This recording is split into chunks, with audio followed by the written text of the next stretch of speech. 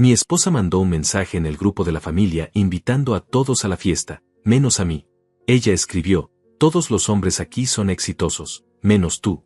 Tú elegiste ser un simple profesor y ya no te considero mi marido. Yo no la confronté. Solo me fui tranquilamente. Algunos meses después, cuando el gobernador pronunció mi nombre frente a cientos de personas, ella estaba ahí. Y su cara cuando entendió lo que había perdido, eso nunca lo voy a olvidar. Pero déjame contarte desde el principio, porque esta historia necesita que entiendas cada detalle de cómo llegamos a ese punto. Si alguna vez te hicieron sentir pequeño por lo que eres, si midieron tu valor solo con dinero, entonces esto es para ti. Déjame un comentario si has vivido algo así. Mi nombre es Julián. Tengo 46 años y llevo 20 años dando clases de historia. Para mí, cada estudiante que entiende una lección es un triunfo. Para Verónica, mi esposa, cada día que yo seguía siendo profesor era una humillación que tenía que soportar. Llevábamos 15 años casados cuando todo empezó a desmoronarse. O tal vez siempre estuvo roto y yo no quise verlo. Ella trabajaba en una agencia de publicidad, rodeada de gente con autos caros, ropa de diseñador, viajes a Europa cada verano. Yo manejaba un auto del 2008 y mis vacaciones eran quedarme en casa leyendo libros sobre la Segunda Guerra Mundial. El primo de Verónica, Franco, era empresario. Tenía una compañía de importaciones que, según él, facturaba $500,000 al año. Cada vez que nos veíamos en reuniones familiares, Franco llegaba con trajes que costaban más que mi salario mensual. Verónica lo miraba con algo que no era solo admiración. Era envidia. Era deseo. Era todo lo que yo no le podía dar. Las primeras señales fueron pequeñas. Tan pequeñas que las ignoré pensando que estaba exagerando. Un día llegué a casa después de una jornada larga en la escuela.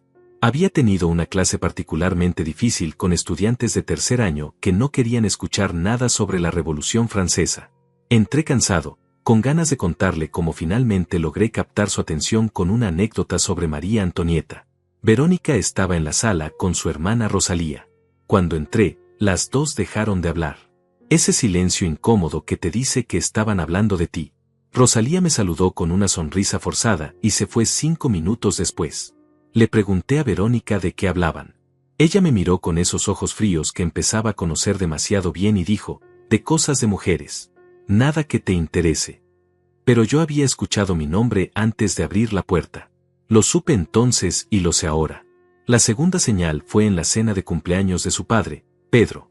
Toda la familia estaba reunida en un restaurante elegante del centro. Franco llegó con su esposa Paula. Ella llevaba un vestido color champañe que seguramente costó más que mi renta. Verónica llevaba un vestido negro sencillo que yo le había regalado 2 años atrás. Durante toda la cena, vi cómo miraba el vestido de Paula, cómo apretaba los cubiertos, cómo forzaba cada sonrisa. Franco empezó a hablar de su nuevo auto. Un Mercedes último modelo. Todos en la mesa lo escuchaban fascinados mientras él describía cada detalle, cada lujo, cada función que probablemente nunca usaría. Yo intenté participar de la conversación mencionando que había leído un artículo interesante sobre la historia de Mercedes-Benz y su conexión con la guerra. Franco me interrumpió a mitad de la frase. Julián, amigo, nadie quiere una clase de historia en la cena. Todos rieron. Incluida Verónica. Especialmente Verónica. Esa risa no fue de apoyo. Fue de vergüenza. Vergüenza de estar casada conmigo. Esa noche, en el auto de regreso a casa, no hablamos. El silencio era tan denso que podía sentirlo presionando contra mi pecho.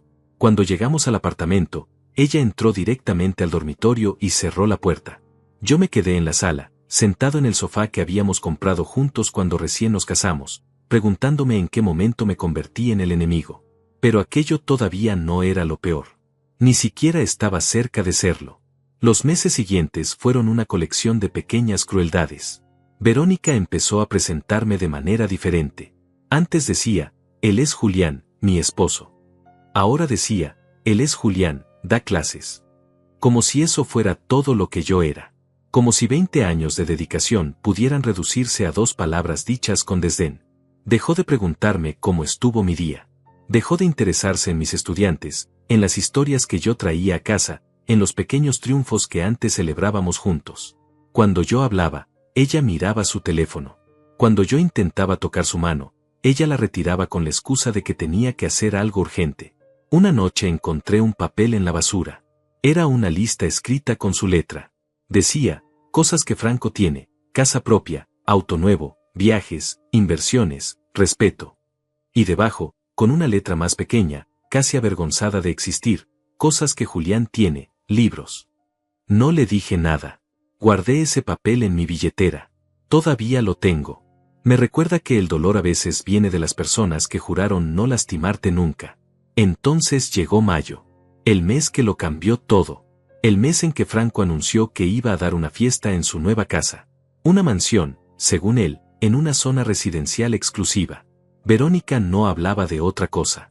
Compró un vestido nuevo color perla, zapatos nuevos, se hizo tratamientos en el salón. Gastó casi $500 en verse perfecta para una fiesta. Yo asumí que iríamos juntos. Éramos marido y mujer, después de todo. 15 años de matrimonio tienen que significar algo, pensé ingenuamente. 3 días antes de la fiesta, estaba preparando clases en mi pequeña oficina en casa cuando mi teléfono vibró. Era una notificación del grupo de WhatsApp de la familia. El grupo donde estaban todos: Pedro, Rosalía, Franco, Paula, los tíos, los primos, todos. Menos yo. Yo nunca había estado en ese grupo. El mensaje era de Verónica. Lo sé porque alguien, no sé quién, me envió una captura de pantalla. Tal vez fue su prima Laura, que siempre fue amable conmigo. Tal vez fue alguien que sintió que yo merecía saber la verdad. El mensaje decía exactamente esto, y lo recuerdo palabra por palabra porque lo leí 100 veces esa noche. Familia querida, los espero a todos el sábado en casa de Franco. Va a ser una noche increíble. Solo quiero aclarar algo: vengan solo los que realmente han logrado algo en la vida. Todos los hombres aquí son exitosos, menos uno. Julián eligió ser un simple profesor y ya no lo considero mi marido. Así que por favor, esta invitación no es para él. No quiero que nadie se sienta incómodo por su presencia. Leí ese mensaje a las 11 de la noche. Verónica estaba en el dormitorio viendo una serie. Yo estaba en la oficina con la captura de pantalla brillando en la oscuridad de la habitación. Mis manos temblaban. No de rabia. De algo mucho peor. De comprensión. De ese momento terrible en que finalmente entiendes que la persona que amas te desprecia. No entré al dormitorio esa noche. Me quedé sentado en mi silla, mirando los libros en los estantes, los diplomas en la pared, las fotos de estudiantes que me habían escrito cartas de agradecimiento a lo largo de los años. Y me pregunté, ¿cuándo ser maestro se convirtió en ser menos que nada? A la mañana siguiente desperté en el sofá de la sala. Mi cuello dolía y tenía la captura de pantalla todavía abierta en mi teléfono. Verónica salió del dormitorio arreglada, con su ropa de gimnasio cara, el cabello perfectamente recogido. Me miró como se mira a un mueble viejo que ya no sabes dónde poner.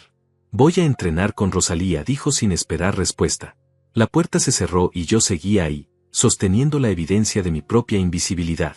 No fui a trabajar ese día. Llamé diciendo que estaba enfermo. No era mentira. Algo dentro de mí estaba enfermo. Tal vez llevaba años enfermo y yo había estado demasiado ocupado amando a alguien que ya no me amaba. Pasé el día revisando mi vida como quien revisa un examen reprobado buscando dónde se equivocó. Abrí el cajón de mi escritorio y encontré cosas que había olvidado. Cartas de estudiantes. Una decía: Profesor Julián, gracias por no rendirse conmigo. Usted es la razón por la que no dejé la escuela. Otra: nadie me había enseñado que la historia podía ser interesante hasta que llegué a su clase. Tenía 32 cartas así, 32 vidas que, según ellos, yo había tocado de alguna manera. Pero para Verónica eso no contaba. Para ella, yo era solo un hombre sin ambición que ganaba $1,800 al mes mientras Franco facturaba $500,000 al año. Esa tarde, mientras guardaba las cartas, encontré algo más. Nuestras fotos de boda. Yo tenía 25 años en esas imágenes, ella 22. Los dos sonreíamos como si el futuro fuera una promesa hermosa. Había una foto donde ella me miraba con admiración genuina. Yo acababa de graduarme con honores de la universidad. Ella me había dicho esa noche: vas a cambiar el mundo, Julián. Vas a ser el mejor maestro que este país haya tenido. ¿Cuándo cambió esa mirada? ¿Cuándo la admiración se convirtió en desprecio? Verónica regresó a las 6 de la tarde. Traía bolsas de compras. Más ropa para la fiesta, supuse. Entró sin saludar, fue directo al dormitorio. Yo estaba en la cocina preparando café cuando ella apareció en la puerta. Necesito que te vayas el sábado, dijo sin rodeos. Sin disculpas. Sin explicaciones. La miré fijamente. Vi el mensaje del grupo. Algo parpadeó en sus ojos. ¿Sorpresa? ¿Culpa? Duró menos de un segundo. Luego volvió esa frialdad que ya conocía tan bien. Entonces ya sabes por qué, respondió. No quiero que estés ahí avergonzándome frente a mi familia. Franco va a tener invitados importantes, gente con dinero real, gente que ha construido algo. Tú solo tienes tus libros y tus estudiantes que te escriben cartitas. Esos estudiantes son personas, dije con una voz que casi no reconocí como mía. Personas cuyas vidas tal vez mejoré un poco.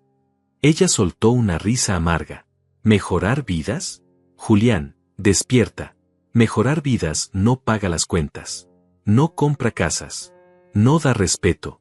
Franco tiene 26 años y ya tiene una mansión. Tú tienes 46 y seguimos rentando este apartamento mediocre. Elegí una profesión que amo, dije. Pensé que eso importaba. Eso es lo que dicen los perdedores para justificar su fracaso, respondió.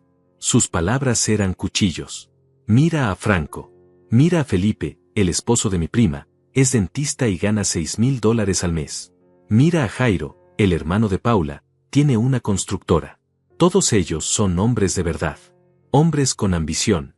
Y luego estás tú, emocionándote porque un niño de 15 años te dio las gracias. Me quedé callado. No porque no tuviera que decir, sino porque entendí en ese momento que no había nada que pudiera decir que cambiara su mente. Para ella, yo ya estaba muerto. Solo quedaba enterrar el cadáver. El sábado no estaré aquí, dije finalmente. No te preocupes. Ella asintió satisfecha, como si yo acabara de facilitarle un trámite molesto, y regresó al dormitorio.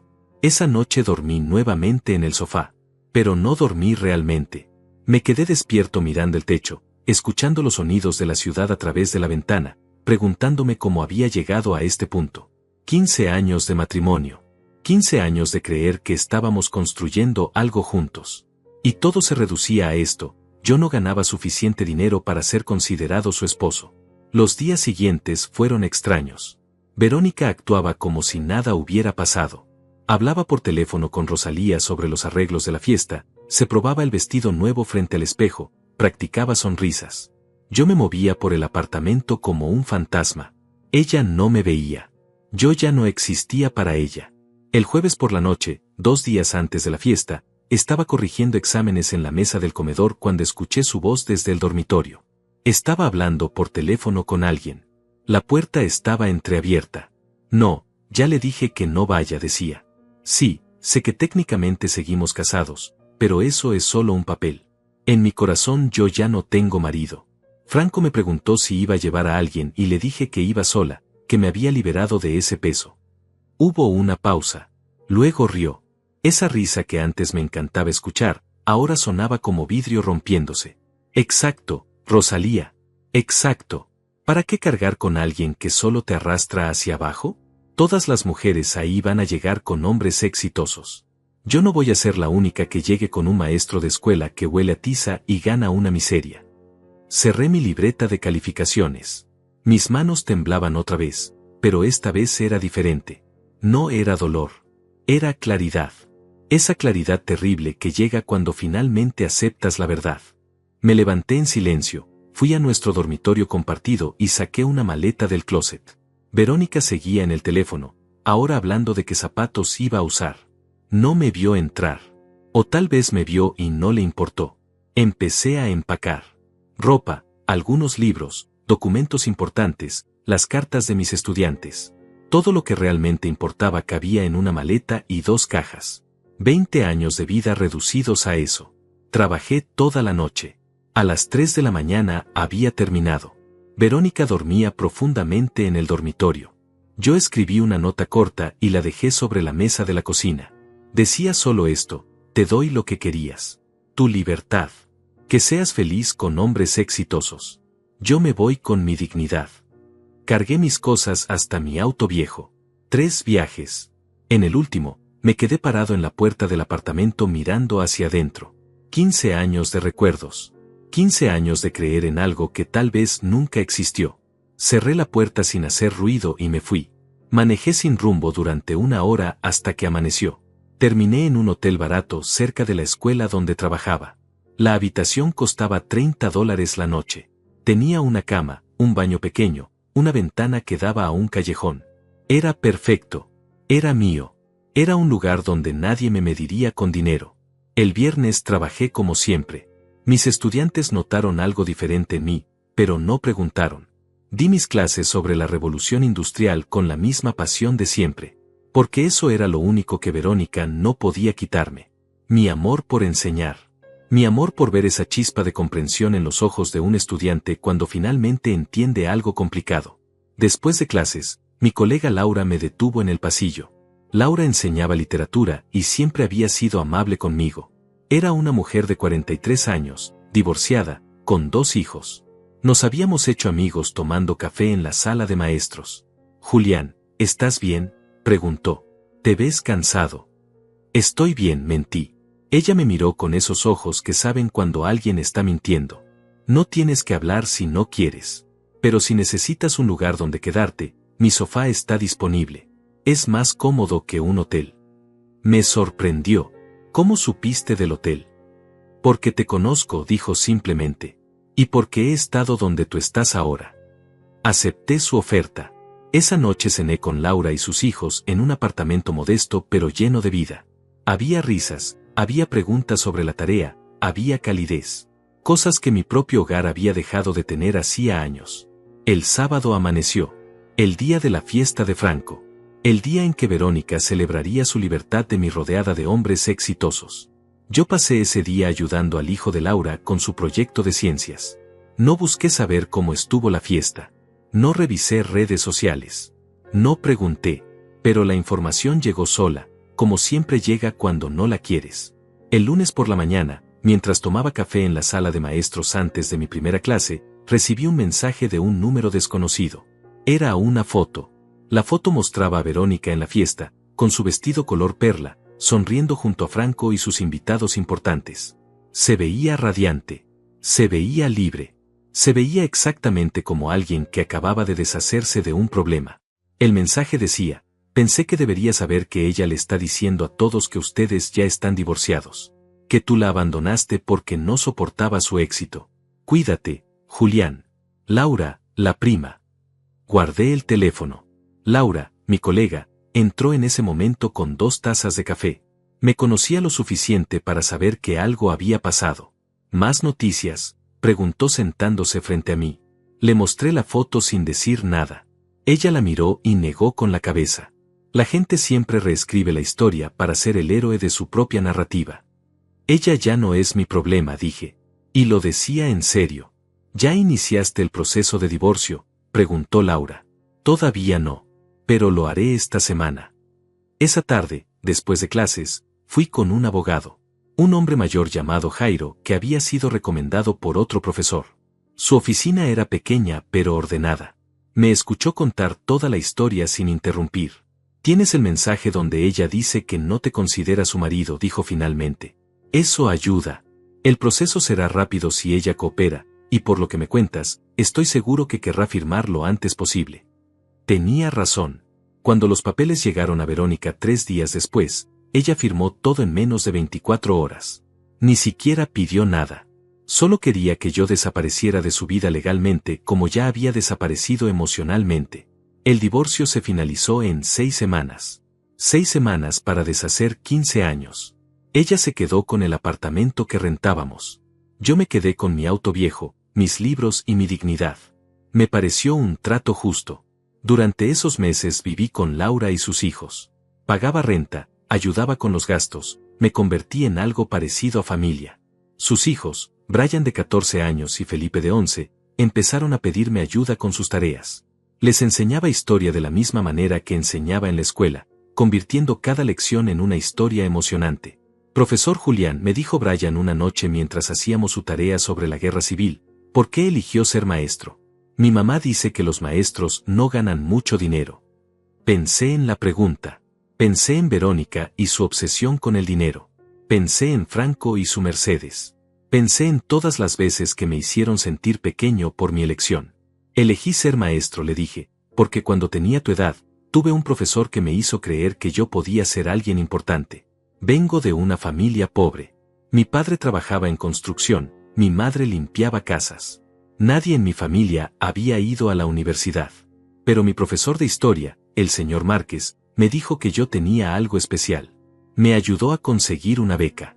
Me enseñó que el conocimiento es el único poder que nadie te puede quitar. Y decidí que yo quería hacer eso por otros niños. Quería ser para alguien lo que él fue para mí. Brian me miró con esos ojos llenos de admiración que ya no veía en mucho tiempo. Eso es genial, dijo simplemente. Laura estaba en la puerta de la cocina. No sé cuánto tiempo llevaba ahí escuchando, pero cuando nuestras miradas se cruzaron, ella sonrió. Una sonrisa real. De las que curan. Pasaron 3 meses. Luego 6. Luego 1 año. Yo seguía enseñando, seguía viviendo con Laura y sus hijos, seguía siendo el mismo Julián de siempre. Pero algo había cambiado dentro de mí. Ya no cargaba el peso de no ser suficiente para alguien. Ya no medía mi valor con la vara de otra persona.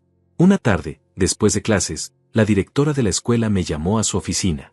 Se llamaba Isabella, una mujer de 55 años que había dedicado toda su vida a la educación. Siempre la había respetado enormemente. Julián, siéntate, dijo con esa seriedad que me puso nervioso. Quiero proponerte algo. Me senté frente a su escritorio esperando lo peor. Recortes de presupuesto, tal vez. O cambios en el programa. He estado observando tu trabajo durante años, continuó. La manera en que conectas con los estudiantes, especialmente con aquellos que vienen de familias difíciles. Tienes un don para eso. Y creo que ese don no debería limitarse a esta escuela. No entendía hacia dónde iba. ¿Qué quieres decir? Hay un programa piloto que el gobierno estatal quiere implementar.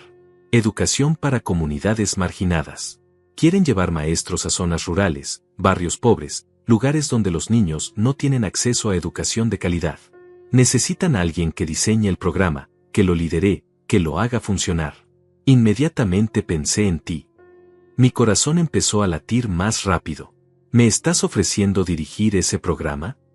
No solo dirigirlo. Quiero que lo construyas desde cero. Tendrías un equipo, un presupuesto, libertad creativa.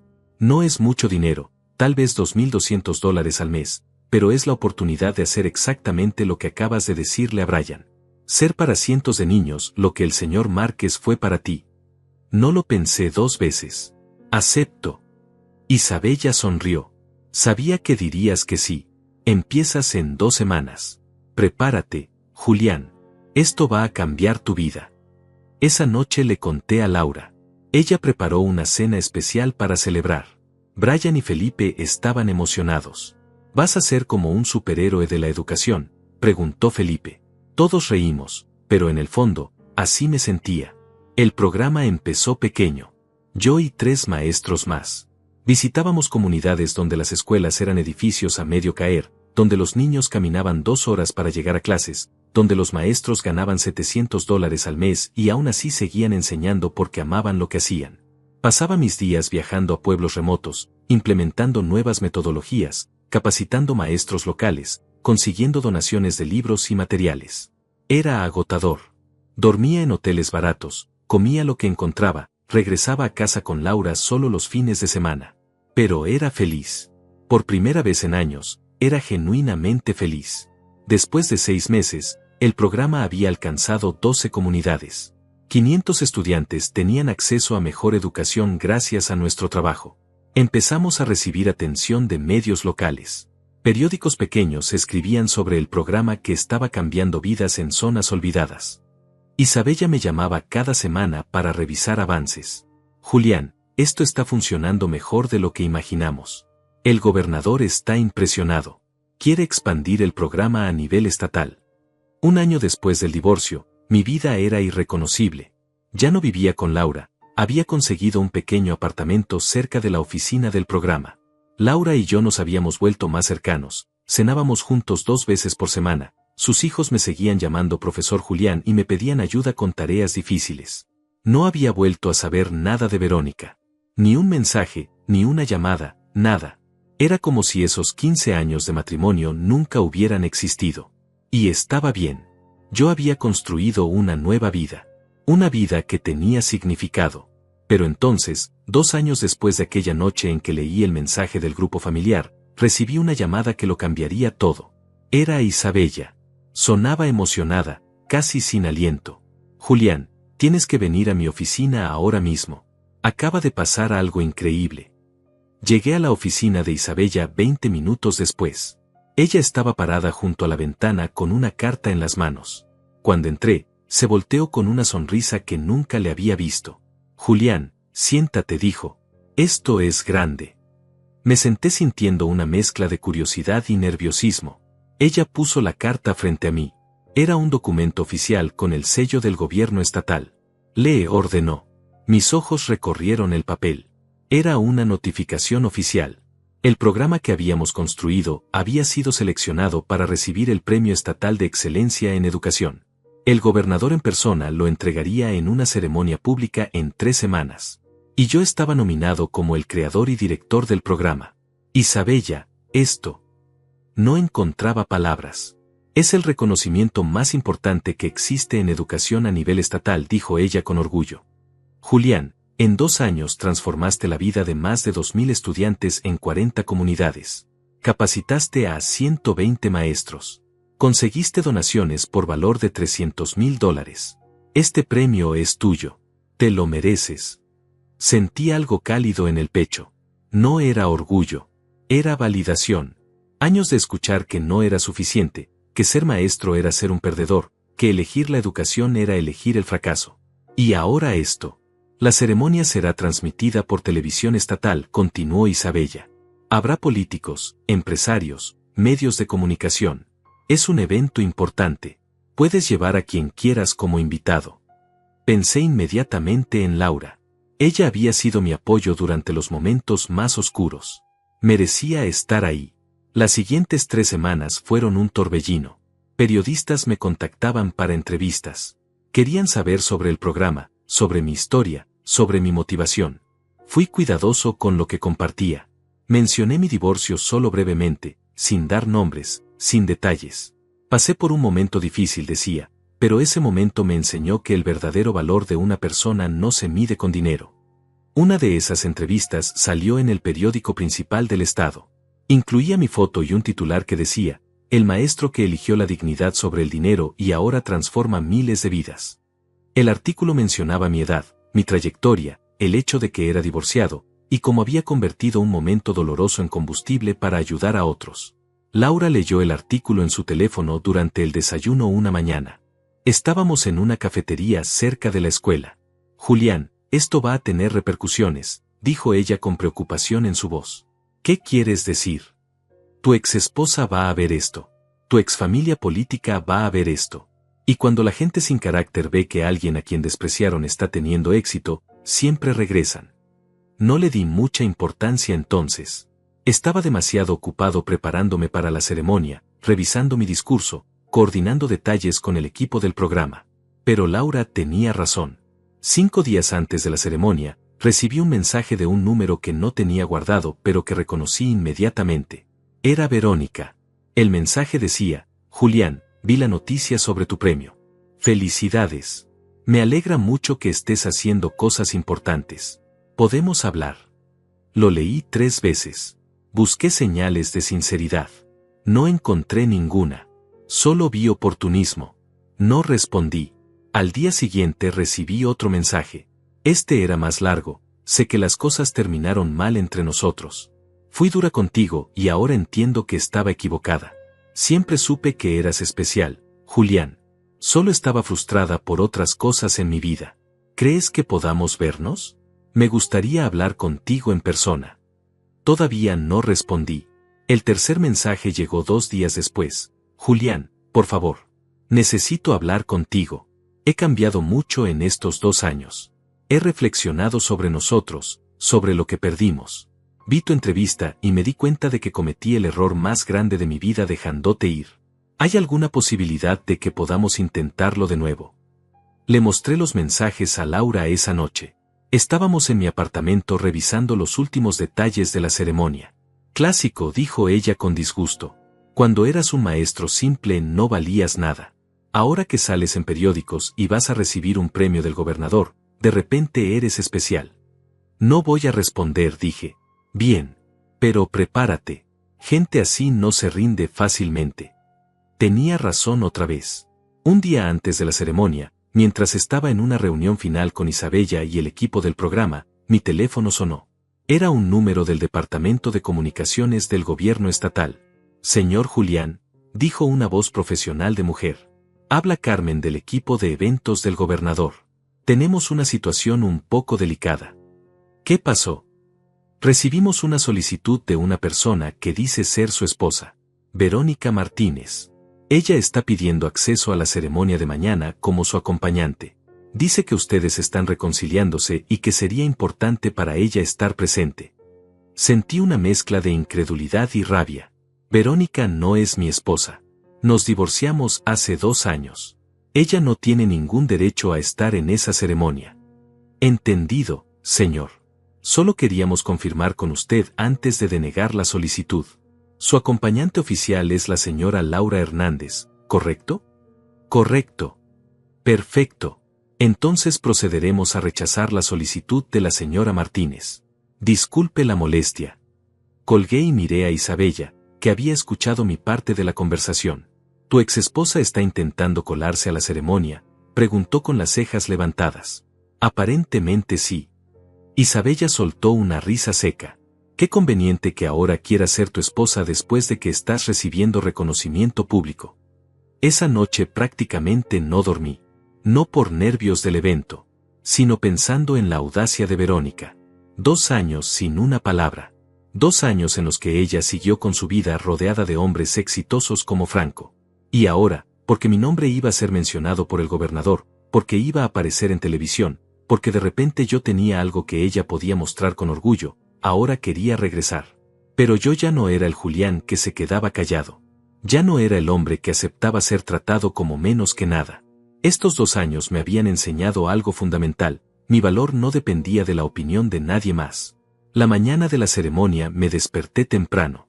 Me puse el único traje que tenía, uno gris oscuro que había comprado en oferta 3 años atrás. Laura llegó a las 9. Llevaba un vestido elegante color verde esmeralda, sencillo pero hermoso. «Estás guapísima», le dije. «Tú también te ves bien», respondió con una sonrisa. ¿Nervioso? Un poco. Más que nada ansioso porque esto termine y poder regresar al trabajo real. Manejamos juntos al centro de convenciones donde sería la ceremonia. El lugar era impresionante. Un salón enorme con capacidad para 500 personas. Había cámaras de televisión, fotógrafos, reporteros. En el escenario había una pantalla gigante y un podio con el escudo del estado. Isabella nos recibió en la entrada. «Julián, Laura, pasen. Ya están llegando todos. El gobernador quiere conocerte antes de que empiece el evento». Me llevó a un salón privado donde estaba el gobernador con su equipo. Era una mujer de 60 años llamada también Isabella, Isabella Rodríguez, reconocida por su trabajo en educación antes de entrar en política. «Profesor Julián», dijo estrechando mi mano con firmeza. «He leído mucho sobre su trabajo. Lo que ha logrado en 2 años es extraordinario. Necesitamos más personas como usted en este estado». «Gracias, gobernadora. Es un honor». Hablamos durante 10 minutos sobre el programa, sobre mis planes futuros, sobre cómo podíamos expandirlo aún más. Ella era genuina, hacía preguntas inteligentes, realmente entendía la importancia de lo que estábamos haciendo. «Una cosa más antes de que salgamos», dijo ella. «Leí sobre su divorcio en una de las entrevistas.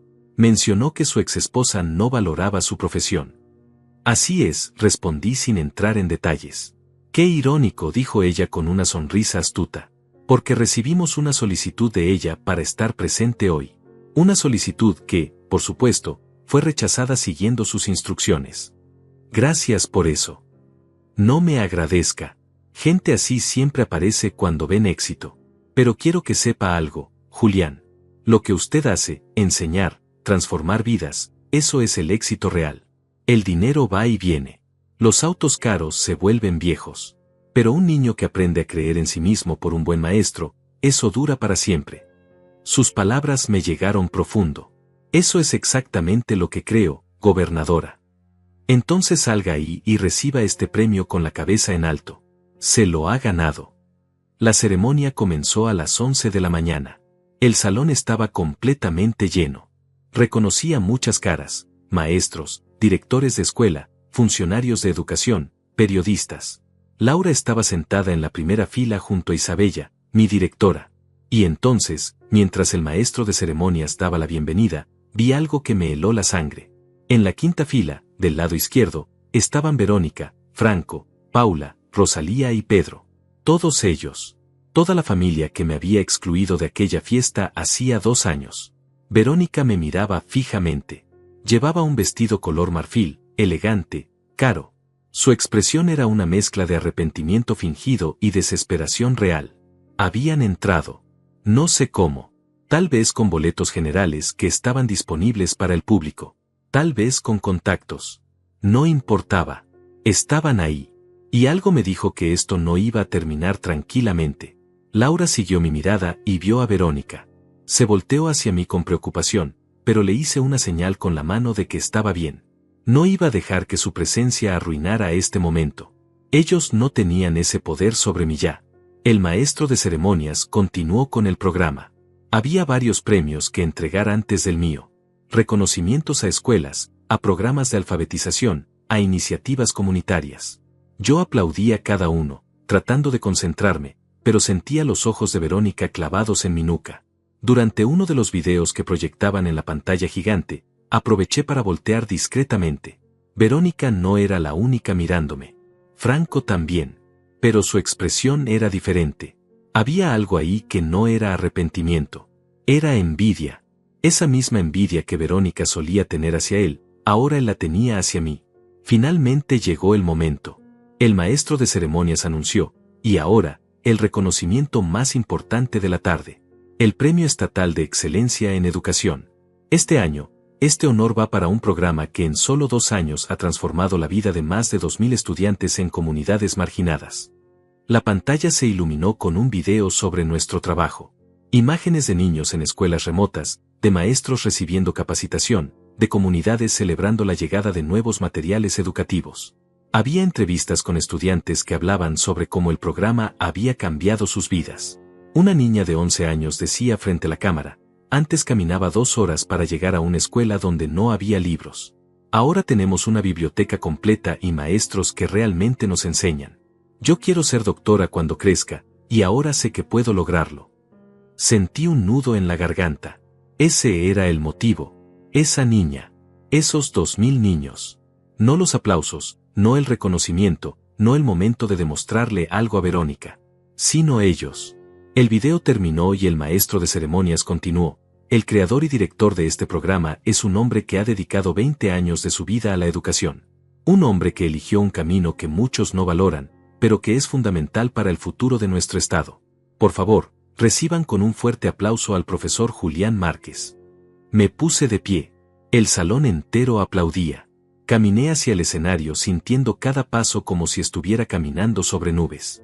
Subí las escaleras y la gobernadora Isabella me esperaba con una placa en las manos y esa sonrisa cálida que había visto en el salón privado.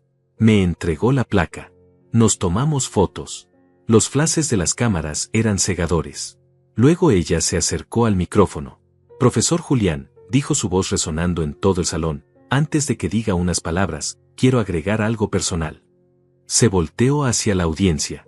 Cuando revisé la historia de este hombre, descubrí algo que me pareció importante compartir. Hace 2 años, Julián pasó por un divorcio difícil. Su esposa lo dejó porque consideraba que ser maestro no era suficiente, que un hombre que ganaba menos de $2.000 al mes no merecía respeto. El salón quedó en silencio absoluto. Yo no esperaba esto. La gobernadora continuó. Esa mujer midió el valor de este hombre con dinero. Eligió la imagen sobre la sustancia. Y hoy, esa misma mujer está aquí en este salón, sentada en la quinta fila, habiendo intentado hace unos días reclamar su lugar como esposa de Julián. Todos los ojos se volvieron hacia Verónica. Ella se puso completamente pálida. Franco miraba al piso. Paula y Rosalía no sabían dónde meterse. La gobernadora no había terminado.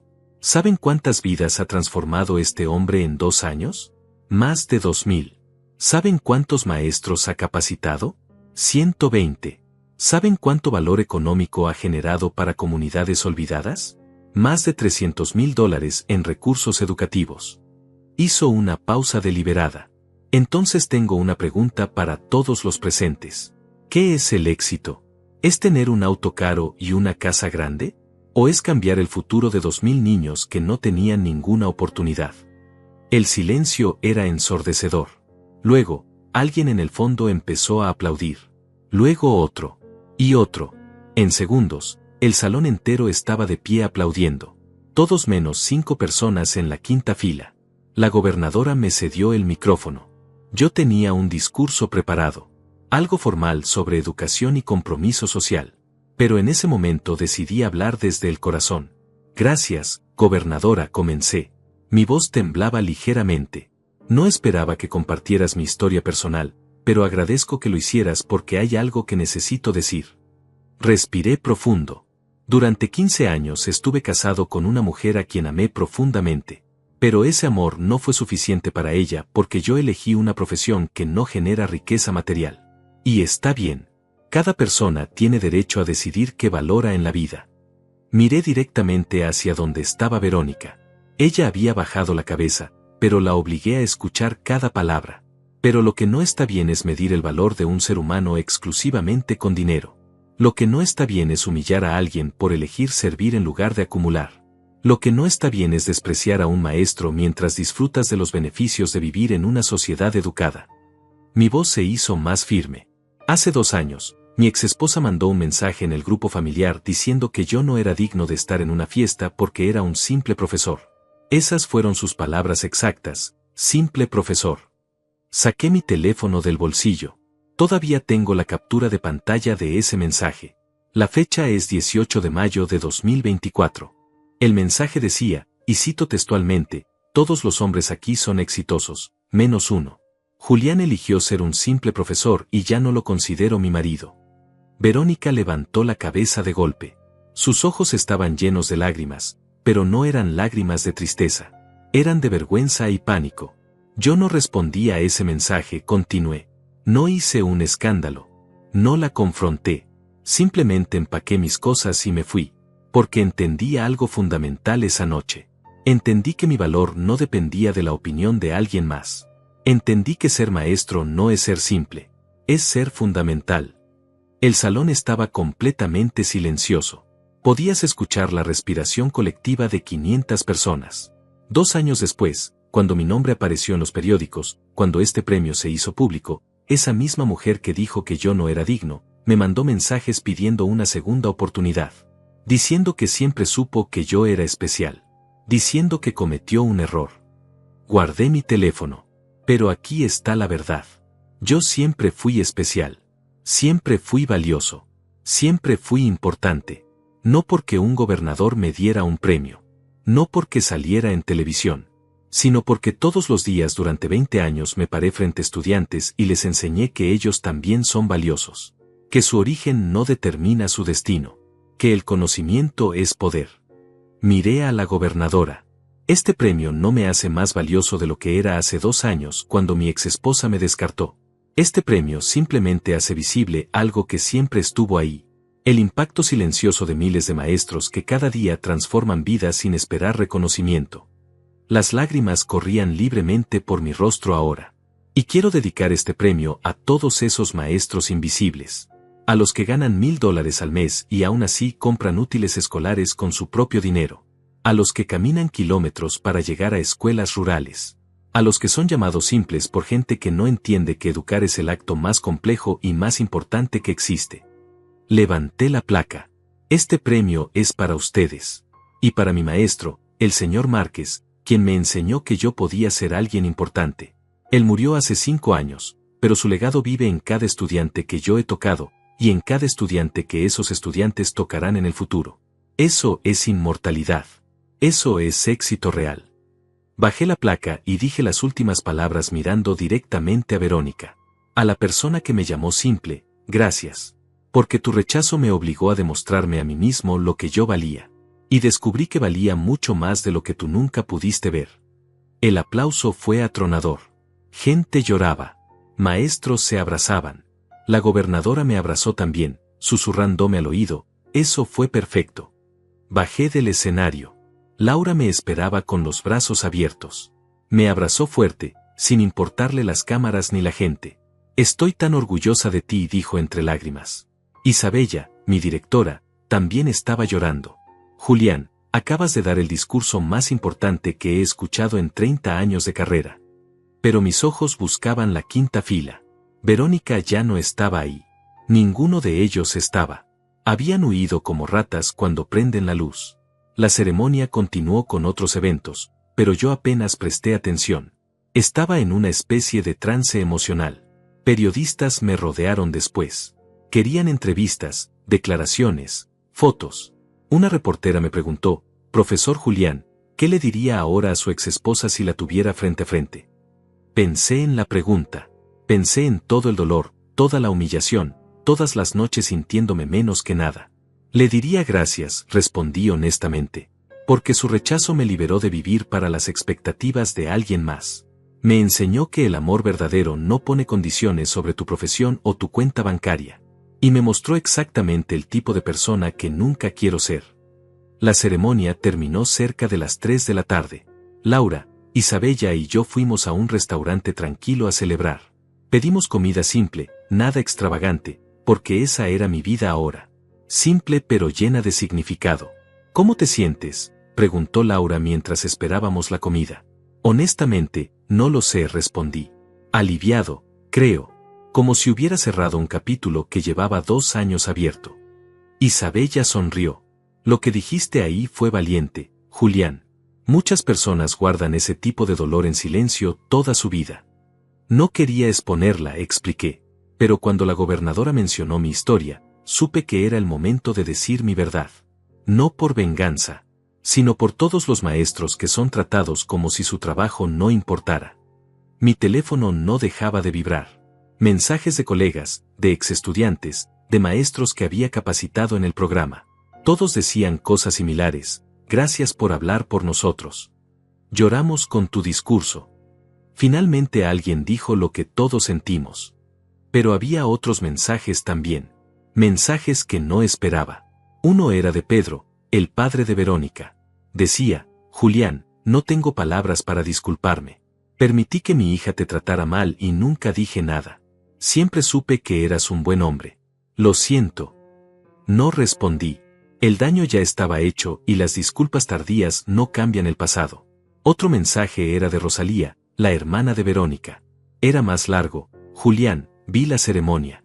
Verónica salió llorando del salón. Franco y Paula también se fueron. Están destrozados, especialmente Verónica. Sé que no merezco que me escuches, pero necesito que sepas algo. Yo fui quien te mandó aquella captura de pantalla hace 2 años. Lo hice porque me parecía injusto lo que ella estaba haciendo.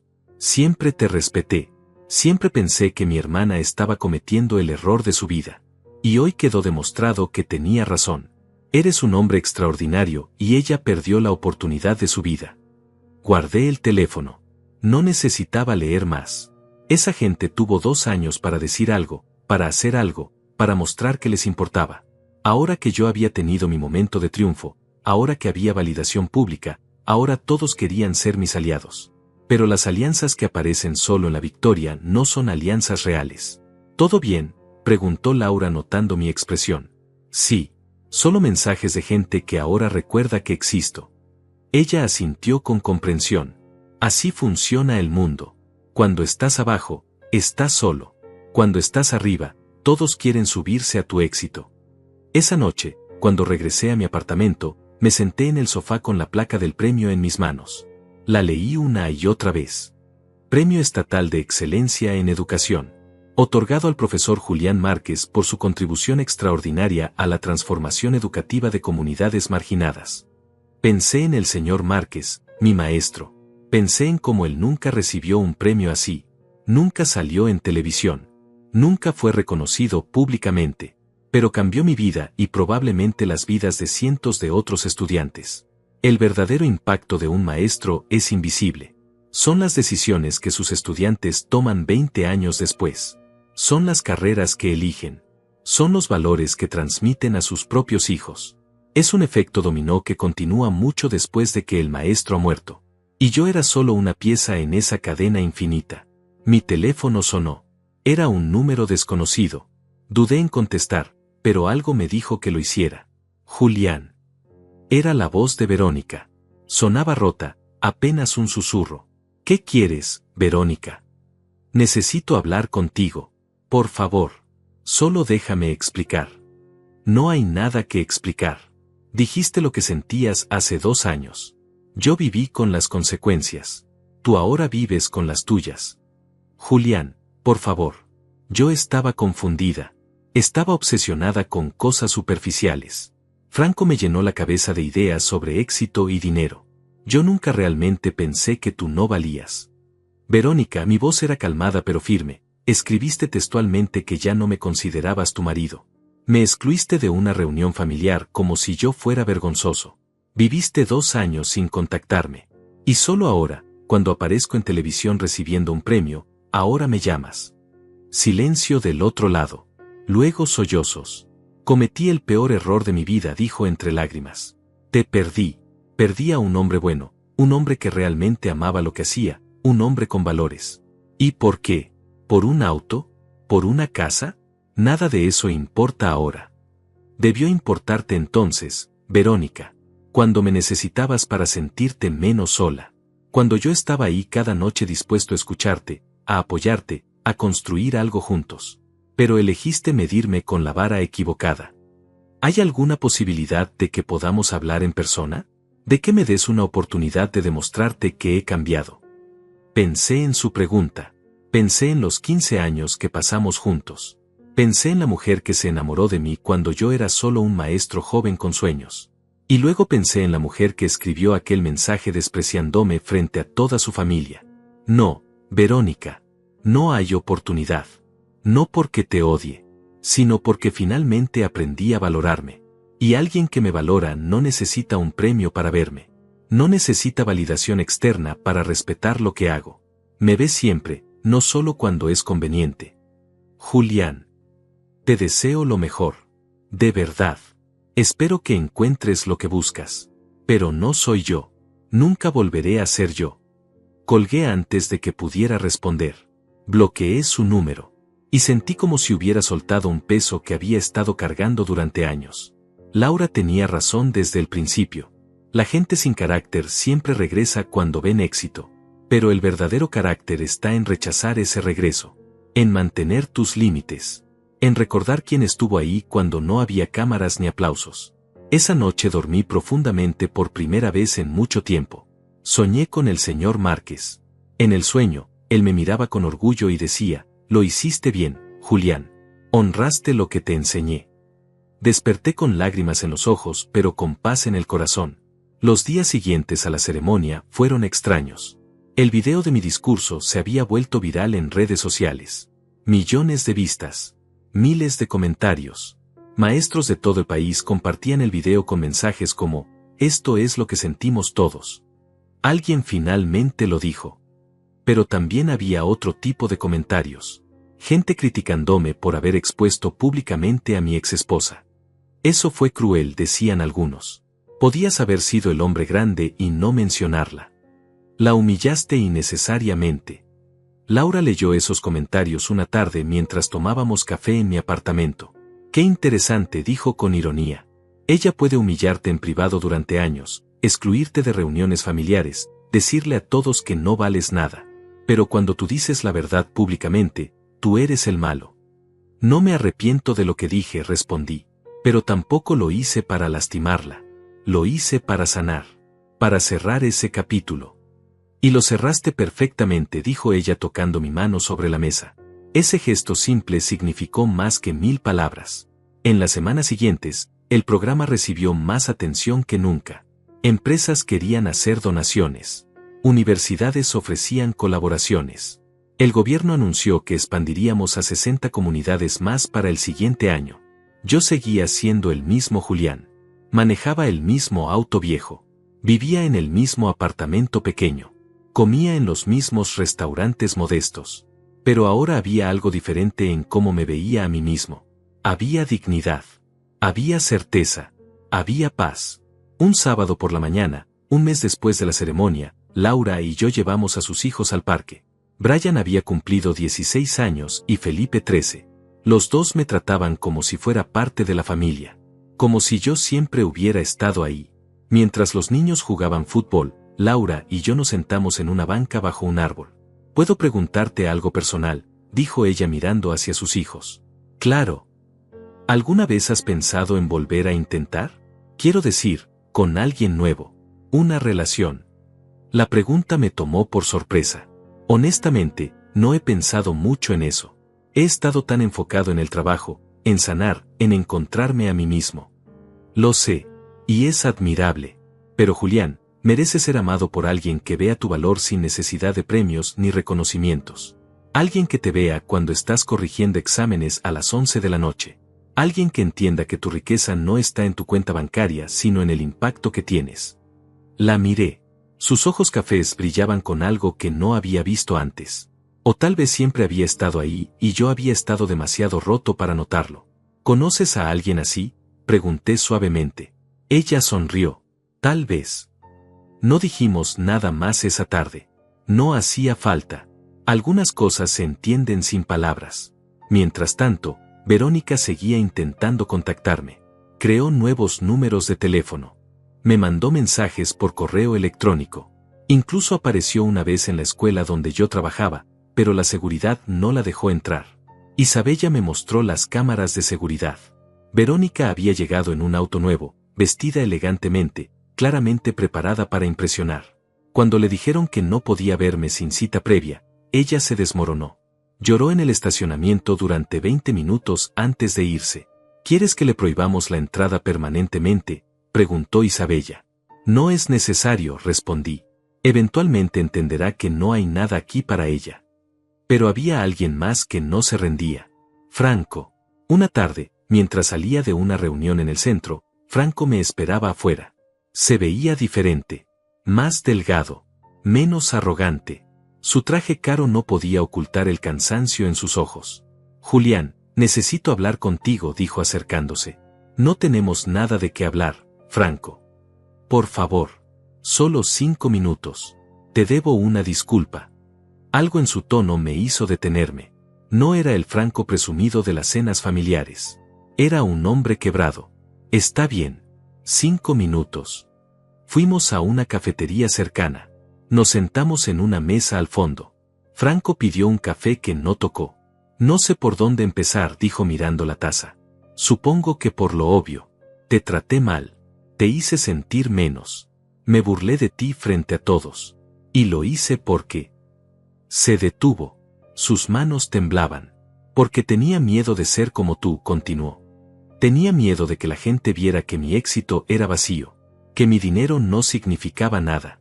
Que al final del día, yo no había ayudado a nadie, no había cambiado ninguna vida, no había construido nada que durara más allá de mi cuenta bancaria.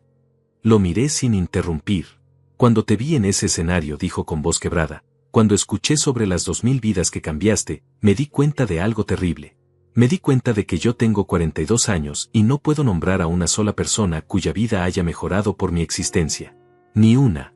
Mi empresa vende productos. Gano dinero. Compro cosas. Y cuando muera, nadie me recordará. Pero tú, Julián, tú vivirás para siempre en esos 2000 estudiantes y en todos los que ellos toquen. Lágrimas corrían por su rostro ahora. ¿Sabes qué es lo peor? Que convencí a Verónica de que tú no valías nada. Yo le metí en la cabeza que el éxito se mide con dinero. Yo fui quien la animó a dejarte. Y ahora ella está destruida, yo estoy vacío, y tú estás viviendo la vida que realmente importa. Respiró profundo. No espero que me perdones. Solo necesitaba que supieras que tenías razón. Siempre tuviste razón. Y yo fui un tonto por no verlo. Se levantó para irse, pero lo detuve. Franco, espera. Se sentó otra vez, sorprendido. No voy a decirte que está todo bien, porque no lo está. Me lastimaste. Verónica me lastimó. Y esas heridas tardaron mucho en sanar. Pero voy a decirte algo que tal vez necesitas escuchar. Me incliné hacia adelante. Nunca es tarde para encontrar significado. Tienes 42 años. Tienes recursos. Tienes conexiones. En lugar de solo vender productos, ¿Por qué no vendes productos que ayuden a comunidades? ¿Por qué no usas tu empresa para crear becas? ¿Por qué no empleas a jóvenes de barrios difíciles y les das una oportunidad? Sus ojos se iluminaron ligeramente. El dinero no es malo, Franco. El problema es cuando se convierte en lo único que importa. Pero el dinero en manos de alguien que quiere hacer bien puede cambiar el mundo. ¿Me estás diciendo que todavía hay esperanza para mí? Hay esperanza para todos. Pero tienes que elegir. Puedes seguir acumulando cosas que no significan nada. O puedes empezar a construir un legado que importe. Franco lloró en esa cafetería. Un llanto profundo de años de vacío finalmente reconocido. Cuando se calmó, me dio la mano. Gracias, Julián. No merecía tu amabilidad. Nadie merece nada, respondí. Pero todos necesitamos gracia. Se fue prometiendo que pensaría en lo que hablamos. No sé si lo hizo. No volví a saber de él. Pero yo había hecho mi parte. Había demostrado que el éxito verdadero no es aplastar a los que te lastimaron. Es mantener tu humanidad incluso cuando no la merecen. 3 meses después de la ceremonia, mi vida había encontrado un ritmo nuevo. El programa seguía creciendo. Ahora alcanzábamos 80 comunidades y más de 4.000 estudiantes. Había contratado un equipo de 10 maestros comprometidos que compartían mi visión. Laura y yo habíamos empezado algo. No lo llamábamos relación todavía, pero era más que amistad. Cenábamos juntos 3 veces por semana. Los fines de semana hacíamos cosas con sus hijos. Había risas, había conversaciones profundas, había una facilidad que nunca tuve con Verónica. Una noche, después de que Brian y Felipe se fueron a dormir, Laura y yo nos quedamos en su sala tomando té. ¿Sabes qué es lo que más me gusta de ti?, dijo ella de repente. ¿Qué? Que nunca finges ser algo que no eres. Sigues manejando ese auto viejo, aunque ahora podrías comprar uno mejor con el aumento que te dieron. Sigues usando el mismo traje gris a todas las reuniones importantes. Sigues siendo Julián. No sabría ser otra persona, respondí honestamente. Lo sé. Y por eso eres especial. Se acercó y tomó mi mano. Julián, no quiero presionarte. Sé que todavía estás sanando. Pero necesito que sepas algo. Yo te veo. Siempre te he visto. No necesité un premio ni un discurso viral para saber quién eres. Sentí algo cálido en el pecho. Laura, yo también te veo. Y estos meses contigo han sido los más felices que he tenido en años. ¿Entonces podemos intentar esto? Oficialmente. Sin prisa, sin presión. Solo ver a dónde nos lleva. Me encantaría, dije. Y lo decía completamente en serio. Nos besamos esa noche por primera vez. Fue suave, honesto, lleno de promesa. Era el tipo de beso que no busca impresionar sino conectar. Mientras tanto, el mundo seguía girando. El video de mi discurso había llegado a más de 5 millones de vistas. Maestros de otros países me escribían compartiendo sus propias historias de ser subestimados. Algunos me mandaban fotos llorando mientras veían el video. Finalmente alguien dijo lo que todos sentimos, repetían una y otra vez. Pero con la fama llegaron también las complicaciones. Periodistas querían entrevistarme constantemente. Programas de televisión me invitaban. Empresas querían que fuera su portavoz para campañas publicitarias sobre educación. Rechacé la mayoría. No me había convertido en maestro para ser famoso. Me había convertido en maestro para enseñar.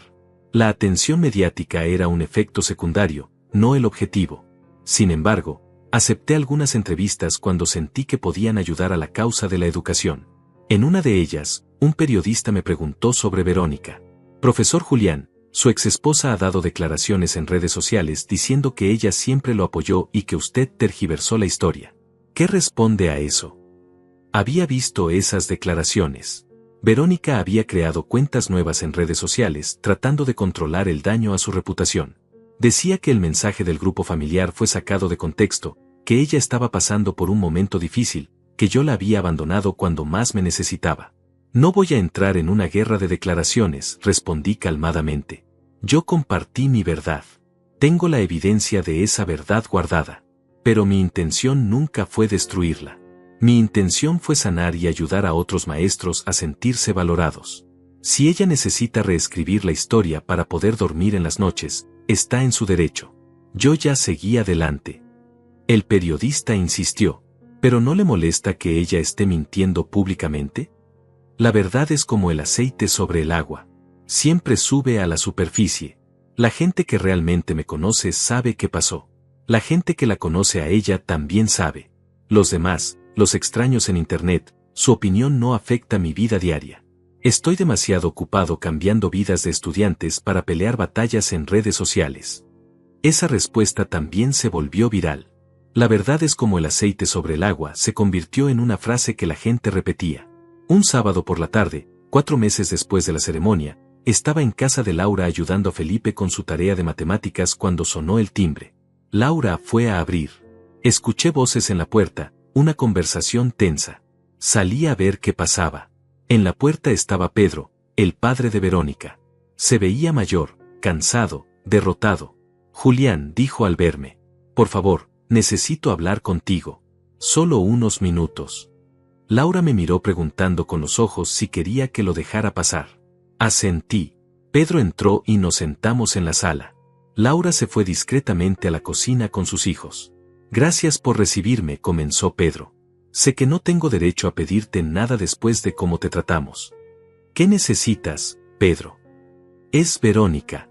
Está mal, Julián. Muy mal. Desde la ceremonia no ha sido la misma. Dejó su trabajo. No sale de su apartamento. No habla con nadie. Rosalía está preocupada. Yo estoy preocupado. Sentí una punzada de algo. No era culpa. Era tristeza por una persona que alguna vez amé y que ahora estaba sufriendo. Lo lamento por ella, de verdad. Pero no sé qué quieres que haga. Ella necesita hablar contigo. Necesita tu perdón. No puede seguir adelante sin eso. Respiré profundo. Pedro, mi perdón no va a sanar lo que está roto en Verónica. Ella no está deprimida porque yo no la he perdonado. Está deprimida porque finalmente tuvo que enfrentar quién es realmente. Porque su sistema de valores colapsó. Porque se dio cuenta de que midió todo con la regla equivocada. Pero si tú le dijeras que la perdonas. Yo ya la perdoné, Pedro. La perdoné hace meses. No por ella, sino por mí. Porque cargar resentimiento es como tomar veneno esperando que el otro se muera. Pero mi perdón no significa que tengo que estar en su vida. No significa que tengo que ser su salvavidas emocional. Pedro bajó la cabeza. Ella dice que cometió el peor error de su vida dejándote ir. Probablemente sí, pero ese error fue suyo. Y las consecuencias son suyas también. Yo no puedo arreglar lo que ella rompió en sí misma. Entonces no hay nada que puedas hacer. Dile que busque ayuda profesional. Un terapeuta. Alguien que pueda ayudarla a reconstruir su sentido de valor sin depender de validación externa. Dile que encuentre propósito en ayudar a otros en lugar de solo acumular cosas. Dile que el camino hacia la sanación no pasa por mí, pasa por ella misma. Pedro se quedó callado por un momento largo. Luego se levantó. Tienes razón. Solo esperaba que, no sé qué esperaba. Esperabas que yo pudiera arreglar el dolor de tu hija. Pero nadie puede hacer eso excepto ella. Lo acompañé a la puerta. Antes de irse, se volteó. Para lo que sirva, Julián, siempre supe que eras un buen hombre. Debí haberlo dicho cuando importaba. Debí haberte defendido. No lo hice y esa cobardía me persigue. Todos hemos sido cobardes en algún momento, Pedro. Lo importante es aprender. Se fue. Laura salió de la cocina y me abrazó sin decir nada. A veces el silencio dice más que 1000 palabras. Esa noche, acostado en mi cama, pensé en Verónica. Parte de mí sentía compasión por ella. Pero otra parte, la parte que había sanado, sabía que su dolor era necesario. Era el dolor del crecimiento. El dolor de finalmente ver la verdad. Y mi papel en su historia ya había terminado. Un año completo había pasado desde aquella ceremonia que cambió todo. El programa ahora alcanzaba 120 comunidades y más de 6.000 estudiantes. Había ganado reconocimiento internacional. Universidades de otros países querían replicar nuestro modelo. Pero lo más importante para mí no eran los números ni los reconocimientos. Era la carta que recibí de una estudiante llamada María, de una comunidad rural que visitamos al inicio del programa. Tenía 14 años cuando la conocí. Ahora tenía 16 y me escribía desde la universidad. Había conseguido una beca completa para estudiar medicina. Profesor Julián, decía la carta, Usted me dijo que mi origen no determina mi destino. Esas palabras cambiaron mi vida. Voy a ser doctora. Y cuando lo sea, voy a regresar a mi comunidad y voy a ayudar a la gente que no tiene acceso a atención médica. Voy a ser para otros lo que usted fue para mí. Gracias por ver en mí lo que yo no podía ver. Lloré leyendo esa carta. Laura estaba conmigo cuando llegó. Ella también lloró. Esto es lo que significa ser maestro, dijo ella tomando mi mano. Esto es éxito real. Laura y yo llevábamos 6 meses siendo oficialmente pareja. No había drama, no había juegos, no había condiciones. Ella me amaba por quien yo era. Yo la amaba por quien ella era. Sus hijos me habían aceptado completamente. Brian ahora tenía 17 años y hablaba de estudiar educación en la universidad porque quería ser como yo. Felipe, de 14, me pedía consejos sobre todo, desde tareas hasta problemas con amigos. Nos habíamos convertido en familia sin papeles, sin ceremonias, solo con presencia constante y amor genuino. Una tarde de domingo, mientras Laura y yo preparábamos comida en su cocina, mi teléfono sonó. Era un número que no reconocía, pero algo me dijo que contestara. Julián. Era una voz de mujer que no reconocí inmediatamente. ¿Quién habla? Soy Verónica. Mi cuerpo se tensó. Laura notó mi cambio de expresión y se acercó. Verónica, ya hablamos sobre esto. No tengo nada más que decir. Lo sé, pero no te estoy llamando para pedir otra oportunidad. Te llamo para decir algo que debí haber dicho hace mucho tiempo. Hubo un silencio. Luego ella continuó con una voz que sonaba diferente, más madura, más calmada. Estuve en terapia este año completo. Trabajé en mí misma. Y finalmente entendí algo. Yo no te amaba, Julián. Amaba la idea de estar casada. Amaba la seguridad. Pero no te amaba a ti. Porque si te hubiera amado, habría visto lo que todos los demás veían. Habría visto tu bondad, tu dedicación, tu corazón enorme. Escuché sin interrumpir. Medí tu valor con dinero porque yo estaba vacía por dentro. Porque pensé que las cosas materiales llenarían ese vacío. Pero no lo hicieron. Y cuando te perdí, cuando vi lo que realmente eras y lo que yo había desperdiciado, ese vacío se hizo más grande. Su voz se quebró ligeramente. No te llamo para que vuelvas conmigo.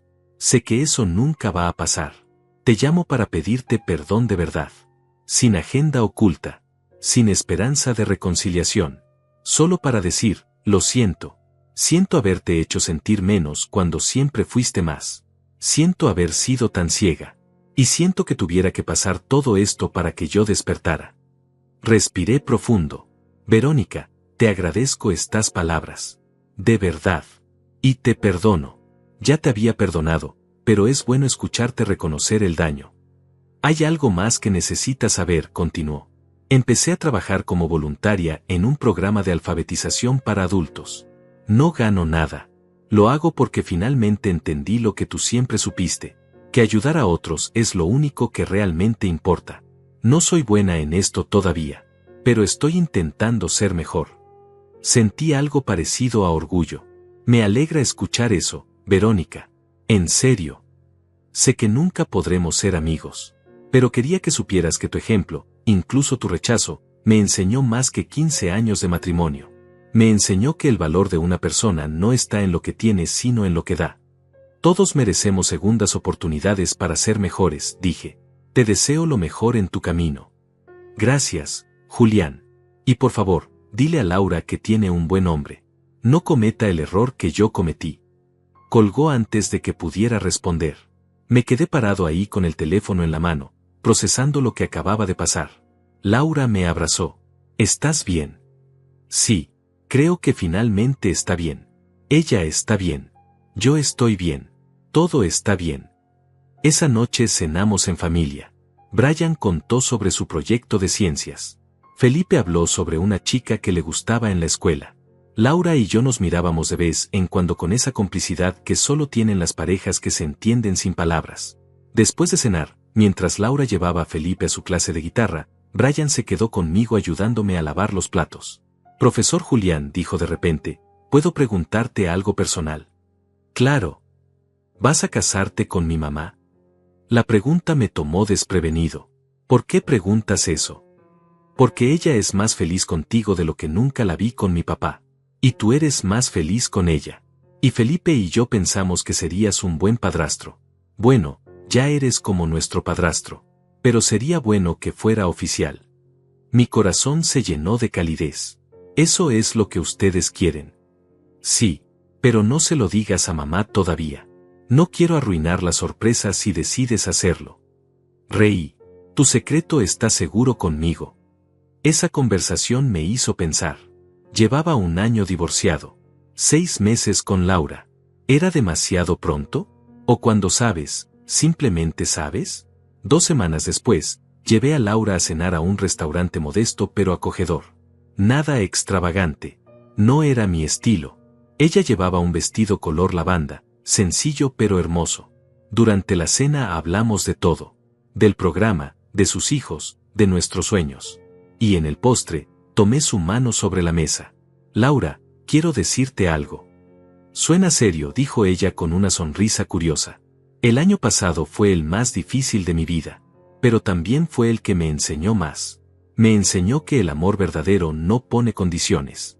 Que el éxito real es despertar cada día sabiendo que tu vida importa. Que la familia no es solo sangre sino presencia. Sus ojos empezaron a brillar. Tú estuviste ahí cuando yo no valía nada para el mundo. Cuando era solo un maestro divorciado viviendo en tu sofá. Me viste cuando no había cámaras ni premios. Y ese es el tipo de amor que busqué toda mi vida sin saberlo. Saqué una caja pequeña de mi bolsillo. No era un anillo caro. Era un anillo simple de plata con una piedra pequeña. Costó $200, todo lo que podía pagar. No puedo ofrecerte mansiones ni autos de lujo. Pero puedo ofrecerte fidelidad, respeto y amor genuino cada día de mi vida. Laura, ¿quieres casarte conmigo? Ella lloró. Asintió. Sí. 1000 veces sí. Nos casamos 3 meses después en una ceremonia pequeña. Solo familia cercana y amigos íntimos. Isabella estuvo ahí. Los maestros del programa. Brian y Felipe fueron mis padrinos. No hubo lujos ni ostentación. Solo amor. Y cuando intercambiamos votos, cuando miré a Laura a los ojos y le prometí amarla todos los días de mi vida, sentí algo que nunca sentí con Verónica. Sentí paz completa. Sentí que finalmente estaba donde debía estar. Han pasado 2 años desde entonces. El programa ahora alcanza 200 comunidades y más de 12,000 estudiantes. Gané otro premio estatal. Escribí un libro sobre metodologías educativas que se usa en universidades. Pero nada de eso me define. Me define la carta de María diciéndome que se graduó de medicina. Me definen las noches ayudando a Brian con sus aplicaciones universitarias. Me define Felipe llamándome papá por primera vez sin darse cuenta. Me define Laura tomando mi mano cada mañana y diciéndome, buenos días, mi amor. Hace un mes recibí una invitación para hablar en una conferencia internacional de educación. El tema era, midiendo el éxito más allá del dinero. Acepté. En mi discurso conté toda mi historia. Desde el mensaje de Verónica hasta la ceremonia con el gobernador. Desde la depresión hasta la paz.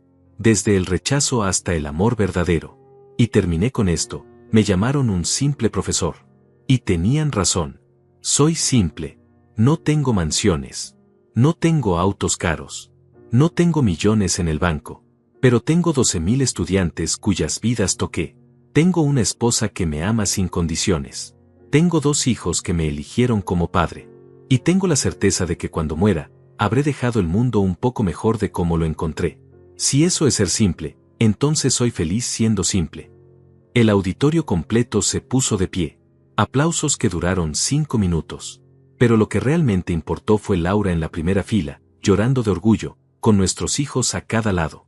Esa noche, en el hotel, Laura me abrazó y susurró, eres el hombre más rico que conozco. Y tenía razón. Era rico. Solo que mi riqueza no podía depositarse en un banco. Vivía en corazones transformados, en futuros cambiados, en amor genuino. Verónica me despreciaba por ser un simple profesor. Hasta que el mundo entero supo mi nombre.